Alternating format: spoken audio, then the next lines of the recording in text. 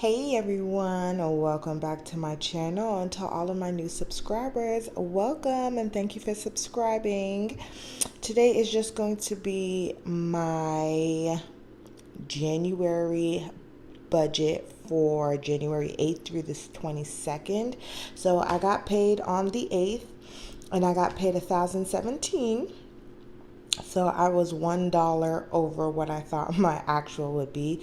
Not a big difference, of course. So just a couple of fun things that happened, you guys. So I paid my card note and I paid my credit repair because that was an automatic debit out of my account. I sent my godson his $50 and then I took out my cash envelopes. Sorry you guys, I'm not doing a video showing you me putting the money into the envelopes and stuff, but I got paid on Tuesday, and so I went grocery shopping on Tuesday, so I had to go and take the cash out while I was at work, and then after I got off work, I ended up going to the grocery store, so I never got to show you guys what I put in there, but you guys can see on here. So I took out 100 for groceries. My boyfriend gave me $60 and I had $2 remaining, so technically I had $162 to work with. And then gas is still 70. For my smart financial, I took out 15, and it's actually still it's in here, like the $15 is in here. So on the 23rd, when I get paid, I'll put the other money in there, and then I will just make one trip there to just deposit the money in there. And then for Wells Fargo, I need to go ahead and transfer over that $6. After kind of playing with my money and stuff like that, I decided I was not going to take out the $30 for this month, this paycheck, so that I could have a cushion in case anything happens. So I never took out that $30, and I'm going to shift my hair appointment to my next paycheck. So what happened is on Thursday, I ended up not going to work because on Tuesday, my eyes started itching me and getting irritated. And by Thursday, my eyes were like bloodshot red in one. There was like a film over my eye, and I ended up needing to go to urgent care and to an ophthalmologist, which is going to come out to almost like $250, you guys. So you can imagine I did not pay for my electric bill because I'm going to push it to the 23rd's payment to kind of recoup the cost a little bit. And then I ended up having to use my Capital One business card. So I'm going to be putting less towards my Discover card in January, pay off that extra cost that I had on my Capital One card. It will still be paid off for this month, and then refresh for February. So we had that come up on me. Other than that, everything else is going to be taken care of. I won't get any fees or anything for paying later on. They give you like a 15 or 16 day grace period without charging like any late fees or anything. And the bill was due like on the 9th. So I have more than enough time to get that paid for. And then up here, just so that I know that like where I'm at, I've just been checking off like what week we're on, or what weeks I've already paid off.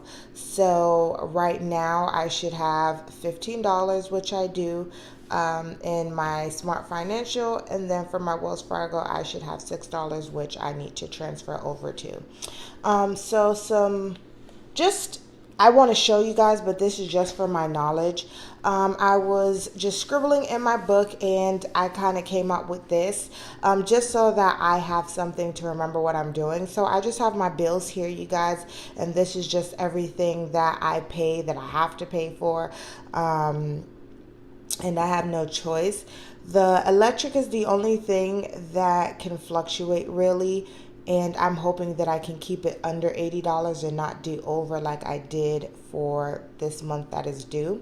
And then these are just my cash envelopes. So there's actually some new envelopes that I added. I added the car maintenance, the gas, and the home. I think I already had the car and I showed you guys. But you already know groceries is always 100, gas is 70. So I decided to actually take the $70 out of my account instead of using it on my card, and using the $70 that way. So that will push me to only get HEB gas and to be more mindful on how I'm using my gas and not just swiping my card. I was doing a good job at using 70 for the most part. But I think if I just stick to the cash for my gas, then I can make sure that I'm definitely not going over. Household is always going to be 20. Personal is 70, meaning that would be like $35 every paycheck. And then for my car, we have 5. For pets, we have 5. Car maintenance is 20, and then home is 5. So with this right here, this is all, well, I should have actually, instead of doing 70, I should have did 35, which would make this, so like what's going to be happening going forward is that, of course, I'm always going to have my grocery and gas. With any extra money that I have over, I want to be taking out these increments so I can start saving for these things. So for car, I am hoping by the end of this year to be able to purchase a new vehicle. So I kind of just want to start putting some money aside for that. It is not necessarily something that has to happen. It is something that I just want to be able to do. I do want to get a new vehicle. But before a new vehicle comes, we must get our home first. And so I want to put some money towards our home as well. And that is just towards whenever we actually physically move in, to be able to buy things and just take care of small stuff. It is starting off small right now. And then once I get closer, or once I have taken care of a whole lot more of my credit card debt, then I'll be able to put more stuff into my cash envelopes for savings. And then car maintenance as well is, my car's not super old, but it's a 2012, and it's over 100,000 miles now. So there are some things that I'm going to need to pay for. So I need to start saving so that I can start tackling some of those things that need to be taken care of on my vehicle. Whew. And so that's where I have car maintenance there. And then for my pets, I know I've explained this before, but just in case you guys didn't remember, I have 2 bearded dragons, and sometimes I have to buy food for them, and I'm wanting to redo both of their 50 gallon tanks, and that costs money. So of course I just want to save up for that, so that when I'm ready to do that, or anytime that I need to buy food for them, I have that money set aside. Like I've said before, my boyfriend normally buys all of their food, and we do breed their food as well, so that cuts the cost a lot. Sometimes they eat through all of that food, and then we end up needing to buy food. So these are just all my cash envelopes that I have. So sometimes you'll see me save for some things, and sometimes you'll see me not. And then of course these are all of my credit cards. And I haven't put like an actual like number beside all of them because I'm doing my debt snowball, and I just put 400. All of this that I'm paying will be at 400, and as I pay them off, Walmart is not on here because it's already been paid off. And then once Capital One is paid off, Capital One Business, I'll go ahead and cross that off, and so forth, and I'll always just stay at 500.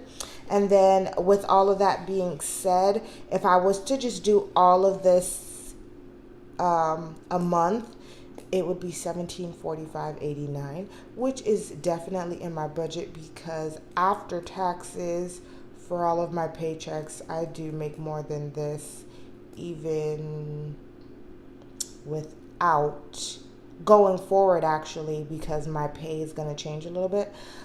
Because I had to change my W-4 for 2019 because they changed like the tax laws and stuff like that.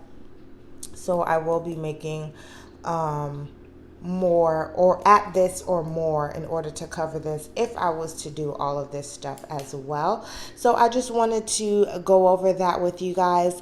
Thanks for watching, and I'll see you guys next time.